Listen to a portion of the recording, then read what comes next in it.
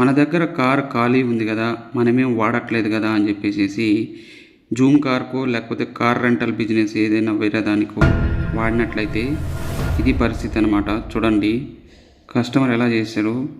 So మొత్తం అంతా కూడాను ఆ రిమ్మే బ్రేక్ అయిపోయింది నా కార్కి. ఏం చెప్పాలంటే కార్ని మనం చాలా సెన్సిటివ్గా యూజ్ చేస్తాము. కార్ని మనము చాలా చాలా జాగ్రత్తగా ఉంచుకుంటాం. అది చాలా సెంటిమెంట్ మనకు. అలాంటిది రెండు రిమ్ములు బెండ్ అయిపోయినాయి. ఇక ఆ టైర్ల పరిస్థితి అయితే చెప్పలేమన్నమాట. ఆ టైర్లు మొత్తం బ్రేక్ అయిపోయినాయి. ఈ ఇన్సిడెంట్ అనేది ఊటీ దగ్గర జరిగిందండి.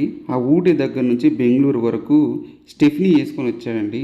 దాదాపు స్టెఫ్నీ అంటే ఏదైనా ఇష్యూ వస్తే ఒక ప్లేస్ నుంచి ఇంకో ప్లేస్కి మనం ట్రాన్స్పోర్ట్ చేయడానికి వాడతాం. అది కూడా చాలా తక్కువ డిస్టెన్స్. అలాంటిది దాదాపు 200 కిలోమీటర్లు నడుపుకొని వచ్చాడు కస్టమరు. ఏమనాలో నాకు అర్థం కాలేదు అతన్ని. నా కారు ఒక 1 ఇయర్ అయింది తీసుకొని ఫ్రెండ్స్.